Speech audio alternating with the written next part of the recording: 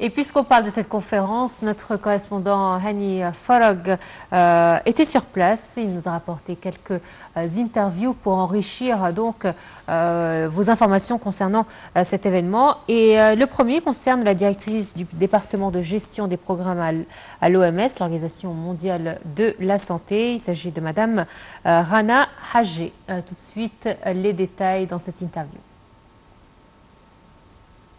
Donc actuellement, toujours dans le cadre de cette couverture tout à fait spéciale consacrée à cette conférence internationale sur la santé, la population et le développement ici en Égypte, nous avons le plaisir d'avoir avec nous l'un ou l'une quand même des expertes dans le domaine de la santé, dans le domaine de développement. Il s'agit de Dr Rana Hajé. Vous êtes la bienvenue sur Nile TV International. Merci beaucoup pour votre présence. Merci bien, merci bien. Votre titre exactement, c'est directrice gestion des programmes au bureau régional de l'OMS basé au Caire. Justement, vous avez donné une sorte de lecture tout à fait spéciale consacrée à ce qu'on appelle la diplomatie sanitaire. Qu'est-ce que veut dire ça?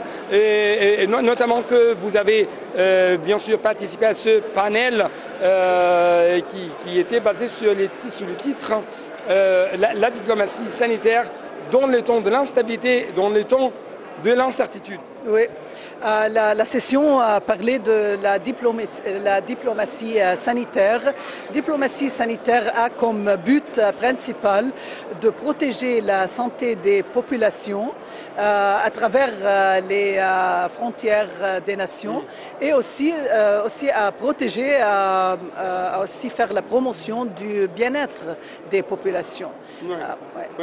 Justement, le Covid a fait beaucoup de défis, a révélé beaucoup de défis pour le système sanitaire international, mais aussi il y avait des priorités, des opportunités après ça. Donc, encore une fois, comment vous avez quand même observé les discussions, cette discussion pendant cette plateforme avec les autres participants? Oui. Non, la pandémie Covid a mis santé au centre d'ailleurs. C'était un exemple très évident de l'importance de la santé, pas seulement pour les individuels, mais aussi pour la sécurité des pays et pour la sécurité internationale. Comme on a vu pendant la pandémie, il y avait des conséquences vraiment très sévères comme sur l'économie, le tourisme, à plusieurs niveaux qui étaient vraiment essentiels pour la survie même des sociétés. Ce qu'on a appris en particulier de la Covid, je pense deux leçons qui sont très importantes. La première, c'est on a besoin pour être mieux préparé pour les pandémies, on a besoin d'avoir des systèmes de santé qui sont très forts au niveau des pays. Quand on parle de système de santé, c'est à tous les niveaux, au niveau de la gouvernance, au niveau des systèmes de surveillance, d'information. À propos de ces systèmes sanitaires internationaux, tous les participants étaient d'accord qu'il faut travailler ensemble. Voilà.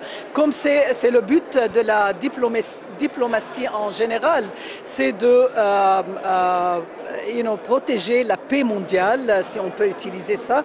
La paix mondiale, quand les gens travaillent tous ensemble, et c'est la même chose pour la diplomatie sanitaire.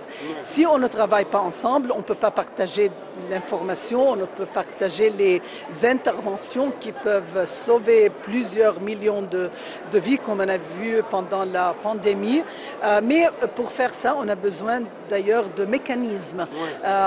Maintenant, l'OMS, on a plusieurs forums à travers, par exemple, notre Assemblée générale, l'Assemblée générale des Nations Unies qui va prendre place à New York dans 2 semaines.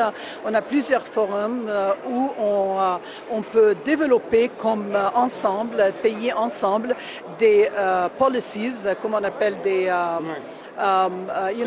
des politiques qui sont basées sur des bonnes données, de bonnes informations et qui peuvent vraiment sauvegarder la santé globale. Donc ici, il y aura d'autres fléaux, d'autres genres de Covid, il y aura une réponse tout à fait différente de ce qui... On espère qu'on a bien appris les leçons de la Covid. D'ailleurs, déjà, on avait comme on appelle les International Health Regulations, les régulations internationales sanitaires qui nous ont aidés, mais on doit les faire plus opérationnelles. Et maintenant, on est en train de développer un autre mécanisme qu'on appelle Intergovernmental Negotiating Body, un corps intergouvernemental pour d'ailleurs négocier d'une façon plus efficace comment on peut être mieux préparé pour confronter les épidémies et les pandémies au futur. Merci beaucoup pour cette...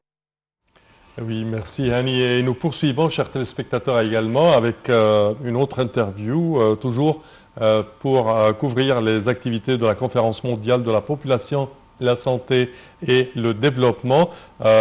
Notre collègue Hani Farag a eu cette interview avec la directrice